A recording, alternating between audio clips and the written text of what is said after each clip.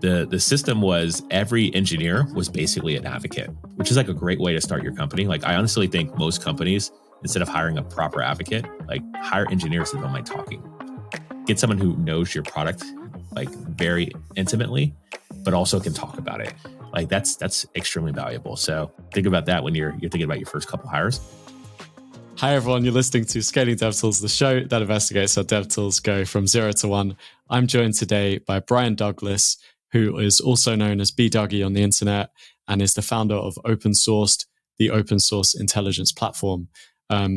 Brian was previously DevX lead at Netlify before becoming director of developer advocacy at GitHub, all the way through to IPO, I think. Not IPO, sorry, Microsoft acquisition. Acquisition, yeah. Yeah.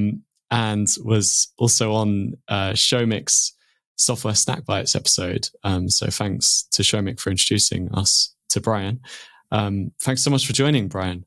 Yeah, my pleasure. Yeah, I'm super excited to dig in and talk dev tools and my journey through them. Yeah, I mean, you've been there at like the early stages of some of the most iconic dev tools.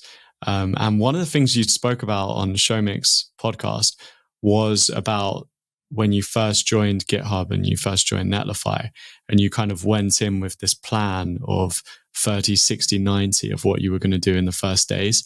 And I wonder if you could talk a bit more about what your plan was when you joined and if there's any changes that you would make now. Yeah, in hindsight, always things you would change, but also you wonder if you change something else, would the journey be different, or would you even be at this place? Because like at Netlify, so I joined as employee number 3. I was a year I spent as a customer. Well, honestly, I was a user because they didn't have a paid plan. But I was just a power user and had a blog and a podcast because just wanted to host myself on the internet and talk about stuff that I was working on. And so in that experience, it was an interview, but it was like a coffee chat, really. They pitched me on joining the team based on my background in sales, but also my years as an engineer, to be like one of the first I was like the first non-head of engineering person. So like they had a head of infrastructure, they had a CTO, and then there was me. And I came in this to do some front end work. Ironically, I interviewed in Go, but then got a JavaScript job. But I digress. The 36 to 90, like in that conversation, they're like, "Hey, how would you make impact if you joined our team?" And I was like, "Oh, let me just give you a 30, 60, 90." And they kind of were taken aback because it's more of like a sales plan or a business development plan than the engineering.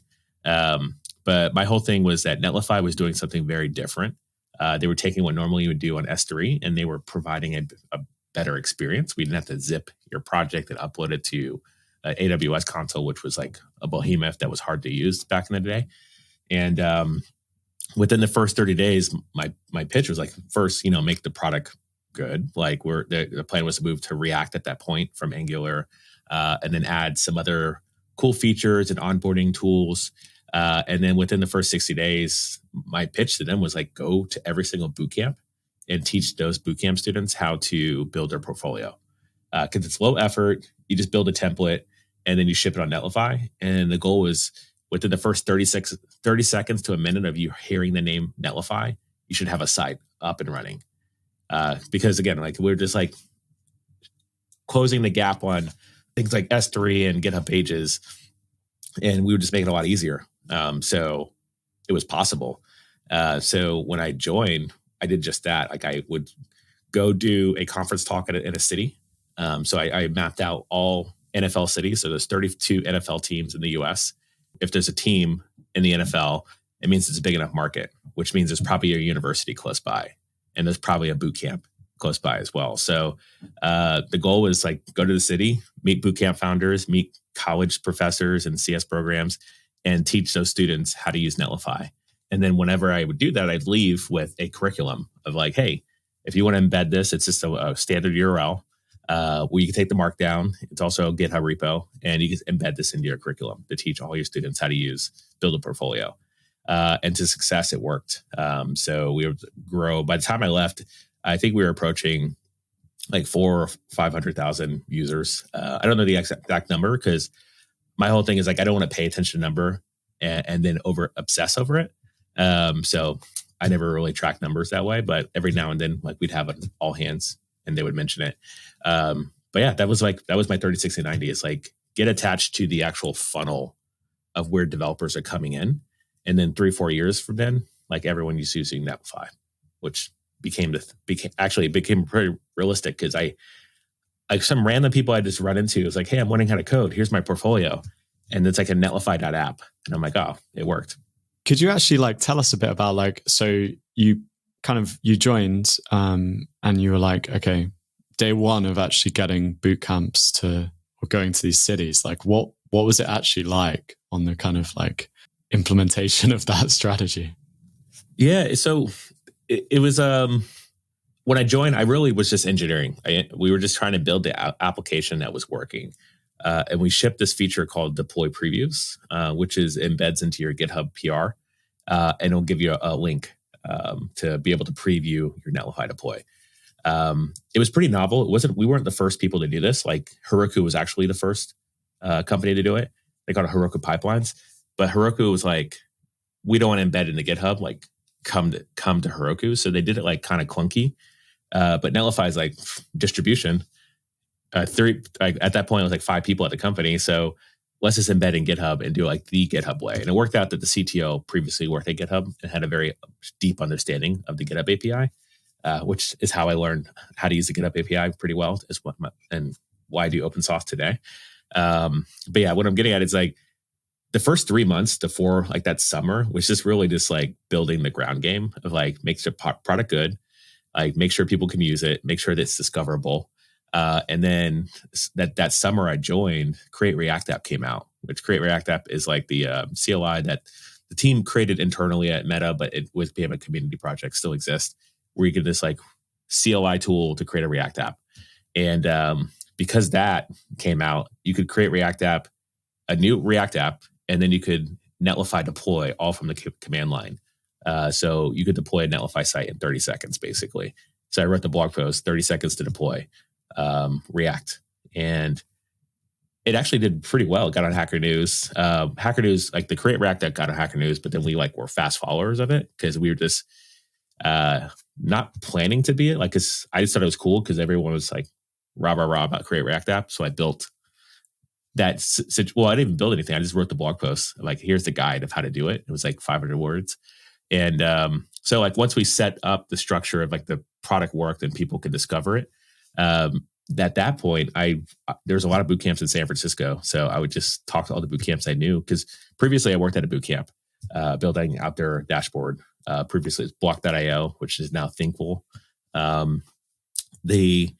Knowing boot camp leaders from that experience, I would just go to boot camps in San Francisco first and test out, hey, would you like this curriculum? Like, would you like basically this URL, use it for your, like, link it in your resources. You don't have to rewrite anything. Like, we'll maintain it. But link it in your resource, how to build your portfolio, and it'll be using Netlify. And like, we'd sponsor, well, actually we didn't sponsor anything. I would just show up and do like a lunch and learn, basically. And that was it. And like, folks would just love me forever because I came to talk to the students about how I transitioned my career into being full-time engineering, but also while doing that talk, I would say, hey, here's Netlify, here's how to use it. And it became like the perfect situation to do that. So then my goal when I joined Netlify is like, I just wanted to do a conference talk because I just wanted to talk about just something, like get on stage one day. And I did that. And then I would send that same CFP to other NFL cities. And every time I got accepted, then the plan was like 4 ideas, but 3 touch points. So at least either 2 boot camps, if it was like Chicago, had like 3 or 4 of them. So I spoke to like 3 of them there. I went to a conference. I also spoke at a meetup, and I would call out the meetup organizers and be like, hey, I saw you on meetup.com. I'm going to be in the city. I know your meetup's on this day, but I'll be here on these days. Like, do you want to, like, we'll sponsor pizza from Netlify, which is like what, $500 or whatever. And I'll come and speak about deploying React apps and building your portfolio in 30 seconds. So that was the game, like just doing that. It took about probably 6 months before I started traveling to do that. And I enjoyed it. I enjoyed like getting on a plane and being super cheap, staying on Airbnbs and stuff like that, and really having no budget. But conferences would pay for your travel if you got accepted. So that was sort of how we got to kind of see this thing grow. Yeah, that's amazing. It's like such a, kind of, there's a lot of hustle there. If you were, I mean, I guess like DevTools listening, they might be thinking like, oh, cool, let's just go start hitting up all the boot camps and tell them to not tell them, but, can I, to show you how to use our tool. But I imagine that may not work as well now because it's like because it was a new strategy. Yeah. And I'd say boot camps were still like, they hit their pinnacle point. Well, now it's like, there's less boot camps. Well, there's a lot of boot camps, but I don't think it's as vibrant of a space. Like, definitely go talk to bootcamp students and get them to use your stuff. So that way they become experts in 4 years, and then they embed it into whatever a future company is. But like, you could take that same model and go to live streamers on Twitch or YouTubers on YouTube and say, hey, you've got a community, or you have a Discord. Be like, hey, we built a Discord integration built on Replit, and it uses this one API, which is our API. But like, we're to show people how to build Discord bots to do XYZ. And you go shop that around, which is like, it's business development. It's like sales 101. It's like, go figure out whatever the repeatable way to knock on doors. And it's like the law of averages. Like, the more doors you knock on, the more chances that people will say yes. And then more opportunity you have when that content lives forever within the community. And that's like the one thing I learned so GitHub, my 30, 60, 90 for GitHub was actually, and I had very similar, which we're trying to empower marketplace integrations and build on top of the API and GraphQL. I only did that for like probably the first 6 months, and then we went directly into GitHub Actions because GitHub Actions shipped, and that was like the better solution. But it was the same deal, but the difference was I was going to communities, and GitHub explicitly does not have the GitHub community. Like, there's no GitHub Discord, or there's a GitHub Discord, but it's not maintained by GitHub. There's like the GitHub Reddit, but it's not maintained by GitHub. But there's like all these other avenues that are not GitHub, like JavaScript and TypeScript and Rust and React.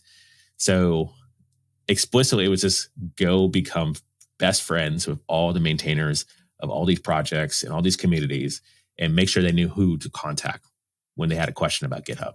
And that was the goal. It's like, we go talk to these folks, but it was the same thing as most dev tool startups.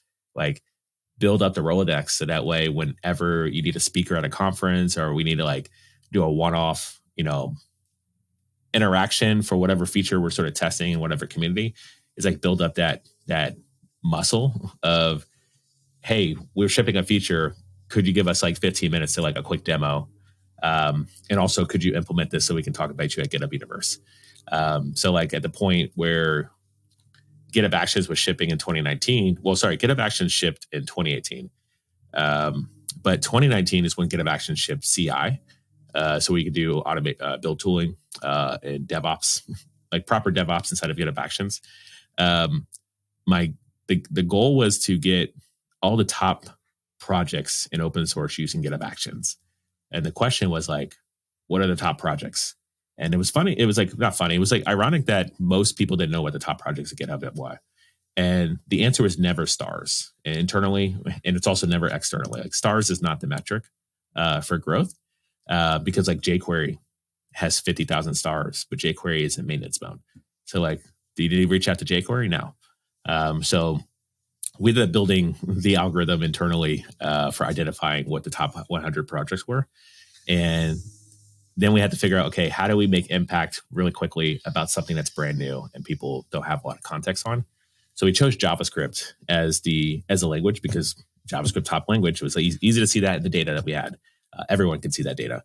So we found the top 25 JavaScripts for the top 100 list. It's really top 500, but the top 100, we'll call it that.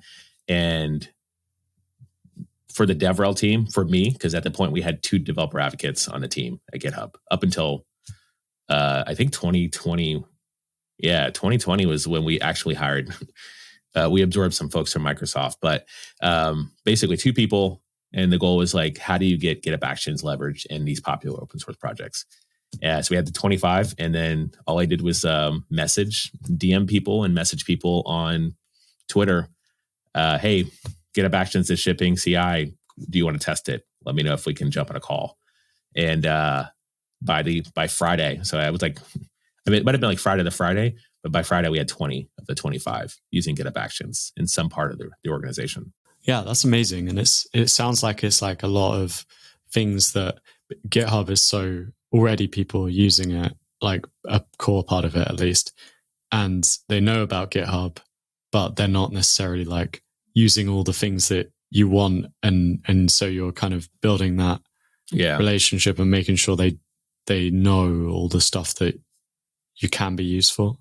Yeah, GitHub did a great job in sort of the bottom-up strategy for adoption. So the first 4 years, GitHub took no VC money at all. Like they were bootstrapping it, and we're building out the product for the $5 a month for private repos for the longest time. Yeah, up until 2012, I think was their first round of funding or first institutional. Might have been a little later than that, to be honest. But so they had such good adoption.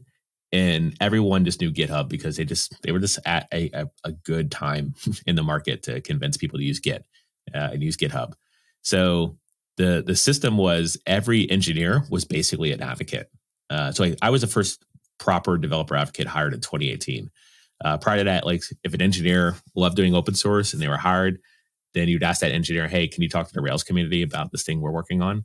It was always like word of mouth, which is like a great way to start your company. Like I honestly think most companies, instead of hiring a proper advocate, like hire engineers that don't mind talking.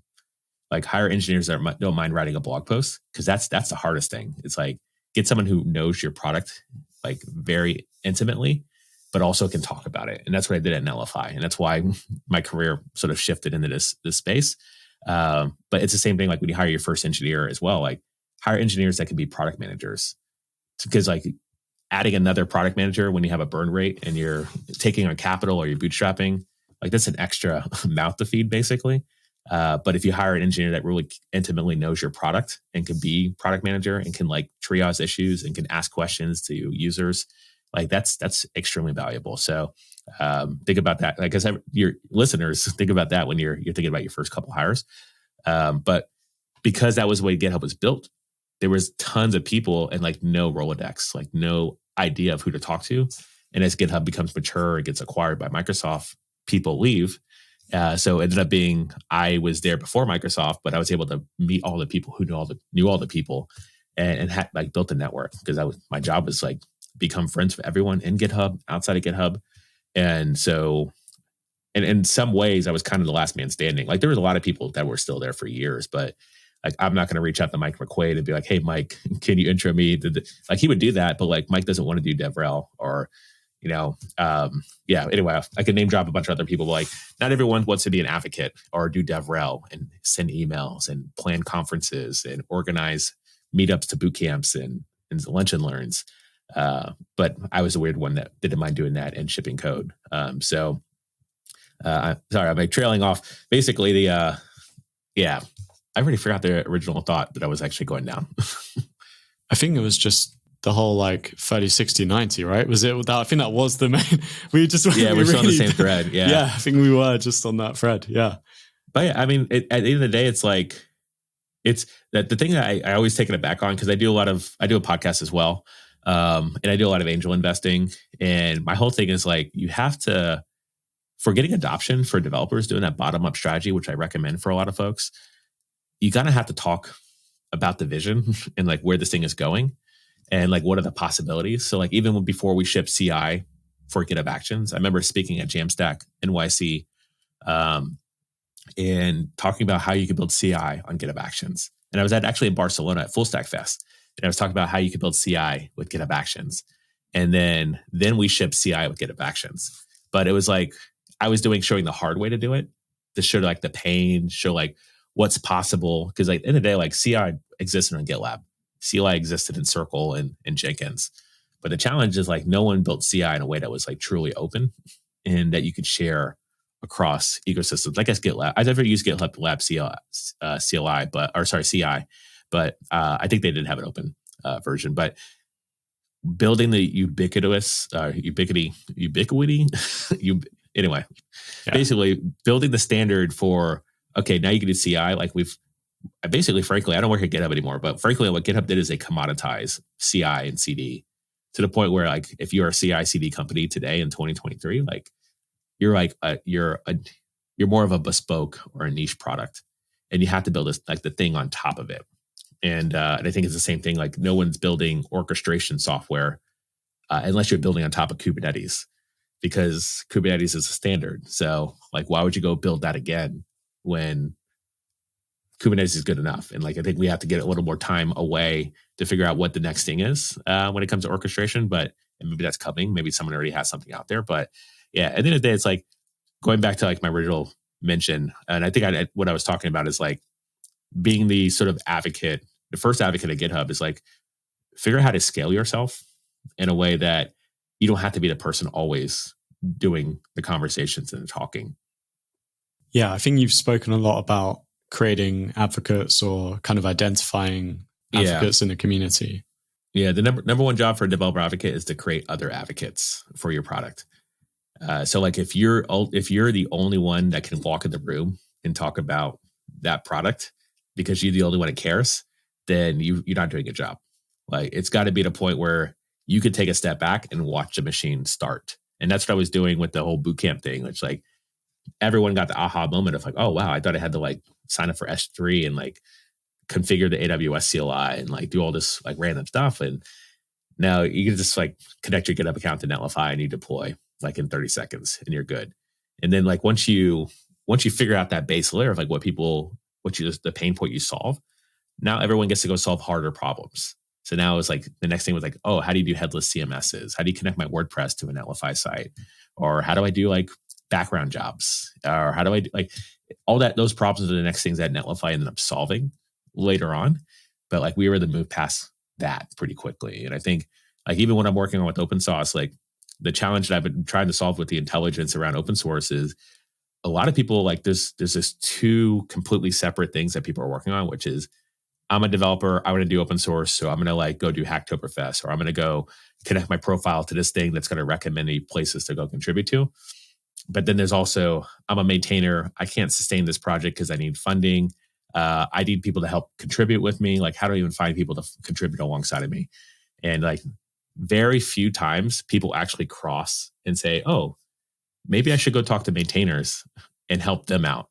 Or maybe I should go talk to contributors and help them out. But no one's like, oh, let me just create an ecosystem where everyone can just hang out and talk. And I see countless amount of, like, projects that do either or and don't have, like, the sort of middle ground for discovery. And I think the challenge is most people think GitHub's going to ship this. And GitHub has shipped a lot of these pieces, but there's no, like, story to, like, really make this thing work. Yeah, like, I guess the only thing is, like, the trending sort of stuff that you can see popular projects, but on the other side of it, I don't know. Yeah, and the trending is the same problem for stars right now, because the trending, it's, yeah, if you ship 1,000 commits, so, like, if you don't squash your commits, it's a lot easier to be trending. And if you do 100 automated PRs, it's a lot easier to be trending.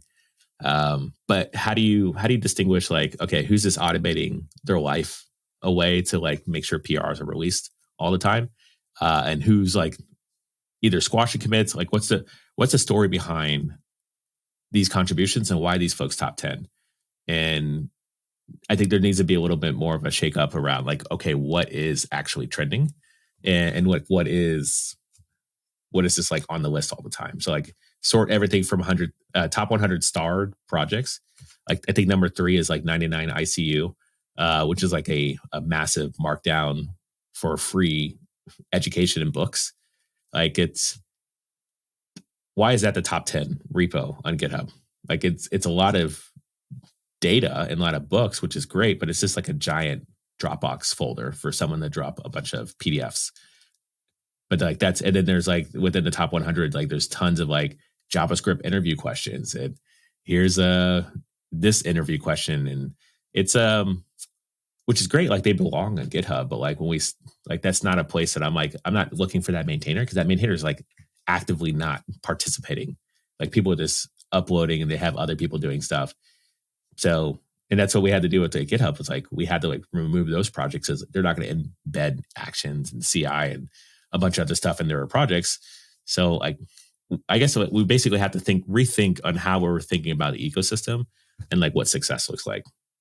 Yeah, I mean, I completely agree because just on on the podcast and some other stuff I've done, like I've sometimes tried to look like what beyond the noise on Twitter and stuff, like which projects are actually like getting used a lot. And then sometimes you find projects that have loads of GitHub stars, but then there's not many like issues created or like things are like kind of outdated or, this it's like a lot more complex than. Yeah, there's a lot more nuance. Yeah, when trying to find out, is this thing still maintained? Like, just ask that question and like, how do you answer that?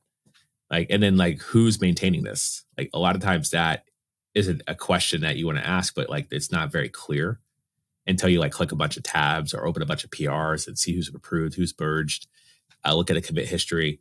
Like that becomes more challenging. Like, we're just trying to solve that, like answer that question sooner with OpenSauced.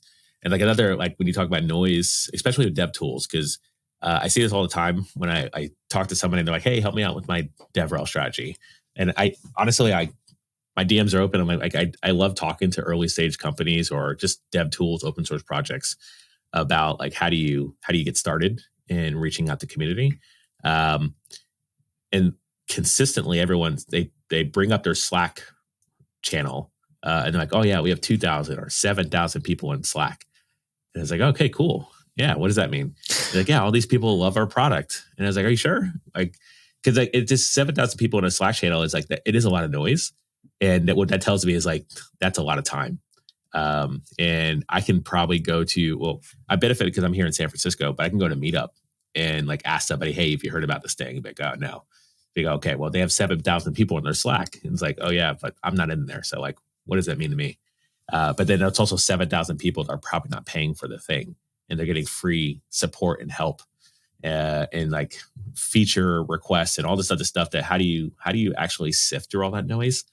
In reality, like it'd be so much easier just to funnel those folks into the comment thread of a blog post or funnel that to your Twitter instead, and like that become the community, because at least that signal, it's SEO driven, or that signal is like discoverable. And then you could use that actual signal of, okay, 7,000 people in Slack, but how many active commenters? And like a lot of times what this is like when you sign up for their thing, they send an email. It's like, join our Slack, or you automatically get invited to the Slack, which is cool because like I get so every time I'll get like 8,000 unique page views because of something that went out, but we don't get 8,000 people sign up for OpenSauced. So like, how do you actually see what engagement looks like? And which is why I push everyone to, I do have a Discord. So like I'm also part of the problem, but it's like knowing what to do with that energy. Like, how do you convert that energy into, 7,000 people in my Slack? Every time we open a Stack Overflow question, it's answered within 30 seconds. Or every time we ship a blog post or a tweet, we get X, like 10% click-throughs, or we get 100,000 impressions because of like our army of Slack users. So like, how are you leveraging that to get the word out about your product is usually the question I ask. Like, cool, 7,000. Like, what are you doing with that? Yeah. So it's like going beyond that kind of like, it's almost like a vanity one. It's like, if you just go, it's like stars. Like having 7,000 stars in a repo is good, but like, what are you doing with this? Like, how do you, if you're a product that makes money, like how do you cash that in? There was a popular project today, and they're onboarding they had a guide. And when you went through the onboarding, part of that onboarding guide is like you authenticate with GitHub, and they had a webhook that would also start the repo after you onboarded. So like they were actually they were early in this. Sorry, I don't want to call them out directly, but they were early in a movement, like they're a new way to interact with databases. And because everyone wanted to learn how to do that thing, they had like a how to XYZ tutorial, and they went through that tutorial. You authenticate to like go build the thing you need to build, and then you would start the repo at the same time. Oh, so they told you like, we're going to teach you how to force people to start the repo. No, they would teach you how to use the technology. Oh, okay. Yeah. But when you would use the technology, you would create a repo, but you'd also start their original repo. Yeah. Yeah, that sounds like Yeah, it's stars could be gamed. So like, I guess if you have over 1,000 stars, you're relevant. So like it's a top 1% of all GitHub has over 1,000 stars. So like at that point, once you get 1,000, it doesn't even matter. Like unless you're top 3 projects on GitHub, it doesn't matter because like most stars end up petering out around 50,000 today. I imagine in a couple of years it'll be 100,000 because of inflation. Inflation being like more people joining GitHub, more people learning how to code.